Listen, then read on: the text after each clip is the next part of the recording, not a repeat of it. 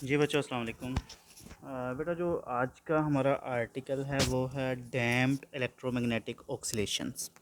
ठीक है।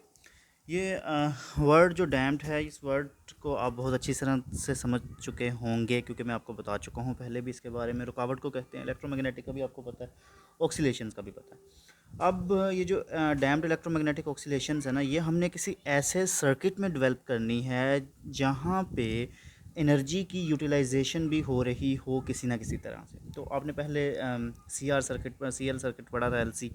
उसमें एक कैपेसिटर था, एक इंडक्टर था, लगा हुआ चार्ज कैपेसिटर था जो इलेक्ट्रिसिटी पैदा कर रहा था, उसकी वजह से मैग्नेटिक फील्ड पैदा हो रही थी और ये इलेक्ट्रोमैग्नेटिक ऑक्सीलेशंस प्रोपोगेट कर रही थी। अब हमने एक ऐसा सर्किट डेवलप करना है जिसमें इन दोनों की वजह से जो एनर्जी इलेक्ट्रोमैग्नेटिक रेडिएशन की फॉर्म में पैदा हो रही है सर्किट में, वो यूटिलाइज हो। तो उसके लिए जो बेस्ट कंपोनेंट था वो था रजिस्टर। हमने सर्किट में क्या लगा दिया, रजिस्टर। आपको पता है कि रजिस्टर के जो एटम्स होते हैं ये करंट की फ़्लो को रोकने की कोशिश करते हैं। ये सब एफएससी का कॉन्सेप्ट है। और इसमें जो एनर्जी करंट को मूव करने में इस्तेमाल होती है वो होती है हीट एनर्जी। कौन सी एनर्जी होती है? Heat energy. ठीक है। अगर दिल करे तो चैप्टर नंबर जो आपका है 13, ठीक, उसमें आप जाके रीड आउट कर सकते हैं। पावर वाले आर्टिकल से पहले ये लिखा हुआ है हीट एनर्जीज़ के बारे में। ये भी एक कॉन्सेप्ट आपके सामने एक आएगा कि ये जो एनर्जी होती है, ये हीट एनर्जी इसकी फॉर्म में आई स्क्वायर आर की फॉर्म में यूटिलाइज हो रही होती है। और भी बहुत सी थी जो मैंने आपको बताई थी, लेकिन चलें इनको सपोज़ करते हैं कि वो आपको आती हैं और अपने आर्टिकल की तरफ बढ़ते हैं। इसमें समझने वाली चीज़ जस्ट यही थी कि एक कैपेसिटर है, एक इंडक्टर है, एक रेजिस्टर है, सब सीरीज़ में लगे हुए हैं। ये दोनों इलेक्ट्रोमैग्नेटिक रेडिएशन की एनर्जी जनरेट कर रहे हैं और ये उसकी पावर को यूटिलाइज़ कर रहा है। इस बार जो टोटल एनर्जी की वैल्यू है वो आपके पास कांस्टेंट नहीं है। ठीक है, ये चीज़ याद रखनी है। टोटल एनर्जी की वैल्यू कांस्टेंट नहीं है, बल्कि जो एनर्जी की वैल्यू है वो विद रिस्पेक्ट टू टाइम, वक्त के साथ साथ क्या हो रही है, डिक्रीज़ हो रही है। ठीक है, होप्स हो कि ये चीज़ आपको समझ आ गई होगी। अब करते हैं अपनी डेरिवेशन स्टार्ट। ठीक है बेटा, डेरिवेशन में आपको पता होगा कि जो एनर्जी की वैल्यू हमने ली थी वो कैसी ली थी। वो हमने ली थी जी electrical energy plus magnetical energy, और इसको हमने बराबर रखा था किसके, टोटल एनर्जी के। ये सब चीज़ आप कर चुके हैं। ठीक है। अब इसी तरह जैसे वहाँ पे हमने किया था, इसका टाइम डेरिवेटिव ले लेंगे दोनों साइडों पे। D U over D T is equal to D T over U E plus U M. Time derivative ले लिया। अब यहाँ पे जो चीज़ कॉन्सेप्ट वाली है, पिछली बार हमने टोटल एनर्जी को कांस्टेंट रखा था, यहाँ पे जो टोटल एनर्जी की वैल्यू है वो कांस्टेंट नहीं होगी, बल्कि ये जो एनर्जी है वो in the form of heat utilise हो रही होगी। और इसको हम कहते हैं पावर। पावर को छोड़ दें आप, बस ये याद रखें आई स्क्वायर आर जो है ये फार्मूला हमें बताता है कि वो इलेक्ट्रोमैग्नेटिक एनर्जी जो उस रजिस्टर के अंदर हीट की फॉर्म में इस्तेमाल होती जा रही है, ये वो कमी है जो एनर्जी में आ रही है, जिसकी वजह से वो जो ग्राफ है हमारे पास वो एक कांस्टेंट वैल्यू देने की बजाय हमें एक डाउनवर्ड लीनियर वैल्यू देता है। ठीक है, वो भी देखेंगे अभी वो कैसे देता है। तो ये चीज़ बस आपने याद रखनी है। यहाँ पे ये वाला जो फार्मूला है इसको पहले देख लेते हैं। D U over D T, ये तो बराबर हमें पता चल गया कि जी वो इस हीट की एनर्जी के है या उस पावर के है जो उस रजिस्टर में से गुजरने के लिए करंट को चाहिए। लेकिन इसके साथ एक नेगेटिव साइन भी हम लगाएंगे जो हमें ये चीज़ बताएगा कि जो एनर्जी है उसकी वैल्यू क्या हो रही है, डिक्रीज़ हो रही है। एनर्जी की वैल्यू क्या हो रही है बेटा, डिक्रीज़ हो रही है। बस ये चीज़ आपने याद रखनी है। इसको उठाएं, इसको इक्वेशन नंबर 1 कह दें, इक्वेशन नंबर 1 में पुट आउट कर दें। I square R is equal to, बाकी तमाम आपकी जो इक्वेशन है उसको एज इट इज़ यहाँ पे लिख लें। ठीक है, वही सब आपको पता है कि अब आपने क्या करना है, कैपेसिटर के अंदर जो एनर्जी स्टोर करते हैं उसका फार्मूला पुट आउट करना है। डी टी, अभी डेरिवेशन नहीं खोलनी, 1/2 C V square plus 1/2 L I square. ये मैग्नेटिक एनर्जी है जो स्टोर होती है इंडक्टर के अंदर। ये चीज़ मैं आपको बता चुका हूँ। यहाँ पे वी स्क्र की जब आप वैल्यू पुट आउट करेंगे, Q is equal to C V is equal to Q over C. तो बेटा इसको मैं अब डायरेक्ट कटिंग कर दूं कि चलें, रहने दे, समझा देता हूँ। क्यू स्क्वायर ओवर स्की से ये वाला सी इससे कट जाएगा, बाकी तमाम इक्वेशन जो है वो एज इट इज़ ही रहेगी। ठीक है, इसको मैं अगले वाले फॉर्म पे लिख लेता हूँ थोड़ा सा क्लियर करके। अच्छा बच्चों, इस वाली इक्वेशन को मैंने उठाया और यहाँ पे रीअरेंज करके लिख लिया है और मैंने कुछ नहीं किया। ठीक है, रीअरेंज कैसे किया, ये वाली फॉर्म इस साइड पे थी उसको इधर लिख लिया और ये वाली उस साइड पे थी उसको इधर लिख लिया। अब आप लोग क्या करें बेटा, सिंपल सा काम करें कि जिस तरह आपने इस डेरिवेटिव आप दोनों का तो नहीं लेंगे, ये जो आपके पास क्यू था इसमें से पहले आप इस इक्वेशन में से टू जो है ना उसको हटा दें।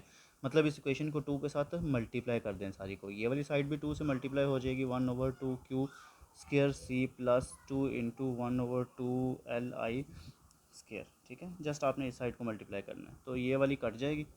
ये कट गई है, ठीक है। इसकी कटिंग के बाद आप देखें d/dt, आपने क्या करना है, ये वाला जो क्यू स्क्वायर है इसको q इंटू क्यू की फॉर्म में लिख सकते हैं, ठीक।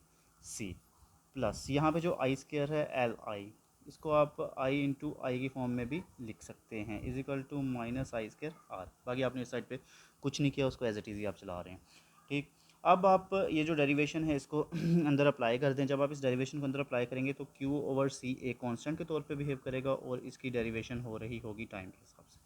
इसी तरह एल आई यहाँ पे जब डेरिवेशन आप अप्लाई करेंगे, एक आई की डेरिवेशन होगी, दूसरा एज अ कांस्टेंट ट्रीट करेगा, ठीक है। Is equal to minus I square R. अब ये वाला माइनस साइन जो है ये हमने ख़त्म करना है, क्योंकि एक इक्वेशन को बैलेंस आउट करना है, बाद में हमने जीरो के बराबर रखना है, तो इसके लिए बेहतर है कि हम इसको पहले ही ख़त्म कर दें, माइनस से मल्टीप्लाई कर दें इस इक्वेशन सारी को। q/c dq/dt माइनस li/di/dt, इस साइड पे माइनस माइनस मिलके प्लस हो जाएंगे, ठीक है। तो यहाँ तक मुझे उम्मीद है कि आप लोगों को समझ आ चुकी होगी। अच्छा बच्चों, आप लोगों को ये चीज़ तो पता है कि जो करंट होता है वो होता है rate of charge with respect to time, ऐसा ही इसका मतलब है। यहाँ पे आई है, इसकी जगह पे हम dq/dt पुट आउट कर सकते हैं। बाकी तमाम इक्वेशन को अभी ना छेड़ें, ठीक है। इसकी जगह अगर आपने आई करना है कर दें, नहीं करना ना करें, लेकिन हम इसको चार्ज की फॉर्म में लेके जा रहे हैं, तो चलें चार्ज की फॉर्म में आप ना लेके जाएँ, आप इसको भी आई की फॉर्म में रहने दें, इसको करंट की फॉर्म में कन्वर्ट कर लें। ये वाला, इसकी जगह आपने आई पुट कर दिया, li/di/dt is equal to I square R. किया क्या है, ये डी क्यू जहाँ पे लिखा था वहाँ पे आई हमने पुट आउट कर दिया। इक्वेशन को जनरलाइज ही करना है बाय एनी सोर्स। यहाँ पे अगर पुट आउट करते हैं पहले क्यू की वैल्यू तो कन्फ्यूजन हो जानी थी, तो बेहतर है हमने पहले यहाँ पे आई की वैल्यू पुट आउट कर दी। अच्छा बच्चों, जो काम हमने किया है, इस इक्वेशन को रीअरेंज करके लिख लिया। ये वाली साइड हमने पहले लिख दी है, इसको बाद में लिख दिया, बाकी सारी चीज़ें वैसे की वैसे ही लिखी हैं, ठीक है। अब जब इस साइड को रीअरेंज करके लिख दिया, यहाँ से आप आई को कॉमन निकाल लें। आई को जब आप कॉमन निकालेंगे, वैसे करने को तो ये स्टेप डायरेक्ट भी कर सकते थे, लेकिन चलें आपको समझाने के लिए कर लेते हैं। आई को कॉमन निकाल लिया और यहाँ से भी एक आई को आप बाहर निकाल लें। ये वाला आई और ये वाला आई आपस में कट जाएगा, माइनस LDI/dt, ठीक है। ये माइनस साइन कॉमन नहीं आया, जस्ट आई कॉमन आया, q/c is equal to I R, ठीक है। अब देखें कि आई ख़त्म हो गया दोनों साइड से। आप चाहें तो आप l को भी रिप्लेस कर सकते हैं, लेकिन वो हम बाद में करेंगे, पहले यहाँ तक समझें। यहाँ पे आपको आई की वैल्यू पुट आउट करनी है। क्या वैल्यू होती है, dq/dt। अब पुट करें यहाँ पे आई की value, minus LD/dt into I की value dq/dt minus q/c is equal to I R. देखें अब ये वाला डेरिवेटिव डबल डेरिवेटिव हो जाएंगे, ठीक। और minus QC is equal to I R, ठीक। यहाँ पे देखें, यहाँ पे भी तो आई है ना, इसको भी आप डी क्यू की फॉर्म में लिख लें, यहीं पे लिख लें। अगर नीचे एक स्टेप और एक्स्ट्रा कर लेंगे तो यहाँ पे आप लिखें जी, ये वाला आई की वैल्यू इस आई की जगह पे डी टी इंटू क्यू और आर। अब इस इक्वेशन में इस वाली साइड को हमने जीरो के बराबर रखना है, जनरल इक्वेशन बनानी है। तो ये वाली सारी जो क्वांटिटी आपके पास है इसको उठा के दूसरी साइड पे ले जाएं, minus LD/dt² Q minus d/dt Q, और यहाँ पे आर लिख लें स्टार्ट के ऊपर, minus q/c is equal to zero. देखो बेटा गौर से अगर इस चीज़ को नोट करें तो ये सेकंड ऑर्डर डिफरेंशियल इक्वेशन बनती है। ये भी एक MCQ है। अच्छा बच्चों देखो, अब हम यहाँ से अगर माइनस साइन को कॉमन निकाल लें इस पूरी इक्वेशन से, तो इक्वेशन क्या बनेगी, LD² dt प्लस, ठीक है, RD/dt प्लस, क्योंकि सब में माइनस था सारे प्लस हो जाएंगे, और यहाँ पे जो हमने माइनस कॉमन निकाला उसको दूसरी साइड पे ले जाएंगे, वो खत्म हो जाएगा। ये वो जनरल इक्वेशन है जो डैम्प्ड इलेक्ट्रोमैग्नेटिक ऑक्सीलेशंस के लिए है, ठीक है। अब यहाँ से एक चीज़ बेटा आप लोगों ने नोट आउट करनी है। वो चीज़ आप लोगों ने ये नोट आउट करनी है कि यहाँ पे अगर आप एल चाहें तो इसको रिमूव कर सकते हैं। कैसे कर सकते हैं, पूरी इक्वेशन को एल के साथ डिवाइड कर, जब पूरी इक्वेशन को एल के साथ डिवाइड कर देंगे ये कट जाएगा, L R/L dq/dt plus q/LC is equal to zero. तो बेटा ये आपके सामने एक जनरलाइज सी इक्वेशन बन चुकी है, ठीक है। इस जनरलाइज ये वाली जो जनरल इक्वेशन आपके सामने बनी है, इसको ये इक्वेशन है डैम्प्ड इलेक्ट्रोमैग्नेटिक ऑक्सीलेशंस के लिए। अगर आपको पिछली इलेक्ट्रोमैग्नेटिक ऑक्सीलेशन की इक्वेशन याद हो जिसमें डैम्पिंग नहीं थी, तो ये वाली जो टर्म थी ये भी थी उसमें, और ये वाली जो टर्म थी ये भी थी उसमें। जौन सी नई टर्म है वो हमें बता रही है कि हाँ वाकई इस इक्वेशन में ये इक्वेशन जो है हमें ये चीज़ बताने में हेल्प करती है कि हाँ वाकई ही डैम्पिंग का इफ़ेक्ट आ चुका है, और वो जो इफ़ेक्ट आया है वो किस फैक्टर की वजह से आया है, रेजिस्टर की वजह से। अगर हम उस सर्किट में जो रेजिस्टेंस की वैल्यू है उसको जीरो कर दें, मतलब सर्किट में रेजिस्टर रिमूव कर दें, यहाँ पे जीरो, ये सारी इक्वेशन जीरो हो जाएगी। आपके पास जो न्यू इक्वेशन बनेगी D T square plus Q over L C is equal to zero. तो ये इक्वेशन को अगर आप गौर से देखें, ये इलेक्ट्रोमैग्नेटिक ऑक्सीलेशन की इक्वेशन नहीं है जिसमें डैम्पिंग नहीं थी, और ये वाली इक्वेशन जो है डैम्पिंग वाली है। इसका मतलब है ये चीज़ साबित हो चुकी है, जो डैम्पिंग का इफेक्ट है वो रजिस्टर के लगाने की वजह से पैदा हुआ है सर्किट में। ठीक है बेटा, ये इक्वेशन आपके पास आई है डैम्पिंग के लिए। इसका जो सोल्यूशन है सिंपल हार्मोनिक ऑक्सीलेशन के हिसाब से वो है जी Q naught E minus R T over two L cos omega dash T plus five.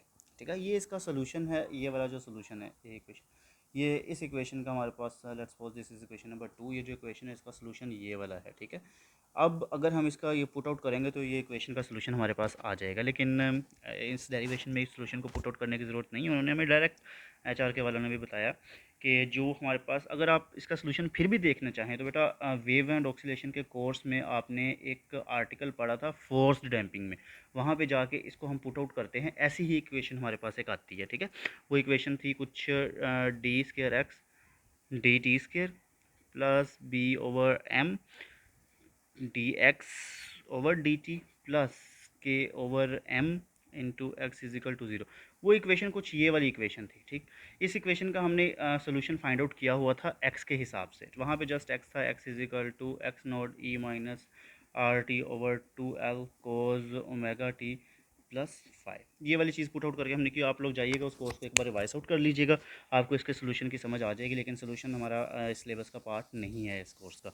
इसमें जस्ट उन्होंने जो डायरेक्ट चीज़ हमें बताई है कि जो इसकी एंगुलर फ्रीक्वेंसी है, आप नोट आउट करें कि जो इसकी न्यू फ्रीक्वेंसी आएगी वो जो उसकी ओरिजिनल फ्रीक्वेंसी है उसमें से कोई फैक्टर कम होगी। ठीक है, frequency with the passage of time कम नहीं होती जाएगी डैम्पिंग की वजह से, तो जो भी ओरिजिनल फ्रीक्वेंसी थी उसमें से कोई फैक्टर कम होगी। ये फैक्टर आप लोगों ने याद रखना है, R two L whole square, मतलब ये रेजिस्टर ही वो फैक्टर अगेन बनता है जिसकी वजह से फ्रीक्वेंसी क्या होती है, कम।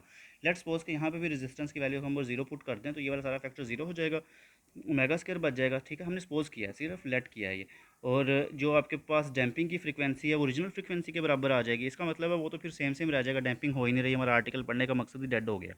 तो आपने बस ये चीज़ प्रूव कर दिया कि रेजिस्टर ही जो है वो डैम्पिंग को क्या कर रहा है, इस इक्वेशन में पैदा कर रहा है। ठीक है, तो ये वाले आपने एंगुलर फ्रीक्वेंसी और सिंपल फ्रीक्वेंसी की वैल्यू आपने वहाँ से ड्राइव आउट की थी 1/LC, ये वाली चीज़ याद रखनी है। और एनर्जी की वैल्यू बेटा आपको पता है कि इलेक्ट्रिकल एनर्जी जो स्टोर होती है उसके इंडक्टर में वो होती है क्यू स्केयर ओवर टू सी। अब क्यू स्केयर की जगह पे वैल्यू पुट आउट करते हैं, Q naught square E minus R T over two L cos square omega T plus five. आप जब यहाँ पे वैल्यू पुट आउट करेंगे तो एक चीज़ आप बेटा नोट आउट करें, जो पीक वैल्यू है इसकी वो मुकम्मल, आप बल्कि इसको ना स्केयर ना खोलें, इसको अंडर रूट में रखें, सॉरी। जो पीक वैल्यू है वो फिर भी हमारे पास क्यू नॉट ओवर टू सी वो यही रह रही है। ठीक है, इसी तरह मैग्नेटिक फील्ड के लिए भी आप लोग कर लीजिएगा, ज़्यादा मुश्किल नहीं है, ये आपके एज असाइनमेंट भी है छोटी सी, कि आप लोगों ने मुझे मैग्नेटिक फील्ड के लिए ये वैल्यू बतानी है क्या है। ठीक है बेटा, अब इसमें समझने वाले जो ग्राफ है वो मैं आपको एक बार दिखा देता हूँ। अच्छा बच्चों, ये ग्राफ है डैम्पिंग का, ये देखें आपको एक चीज़ नज़र आ रही होगी, ये टाइम एक्सिस है, ये फ्रीक्वेंसी है। जैसे जैसे वक्त एम्पलीट्यूड है, लेट्स सपोज कि जैसे जैसे वक्त गुजरता जा रहा है इस वेव का जो एम्पलीट्यूड है कम होता जा रहा है। इसका क्या मतलब है कि जो एनर्जी की वैल्यू है वो कहीं ना कहीं यूज्ड हो रही है। जहाँ पे भी एनर्जी की वैल्यू यूज्ड हो रही है वो इस एम्पलीट्यूड की मदद से हम शो करवा सकते हैं कि एम्पलीट्यूड कम होता जा रहा है एनर्जी की वैल्यू, इसका मतलब है कहीं ना कहीं यूटिलाइज होती जा रही है। यही आपको इलेक्ट्रोमैग्नेटिक ऑक्सीलेशन का था। फिर भी कोई क्वेश्चन हो तो आप लोग पूछ सकते हैं। ठीक है बेटा, अल्लाह हाफिज़।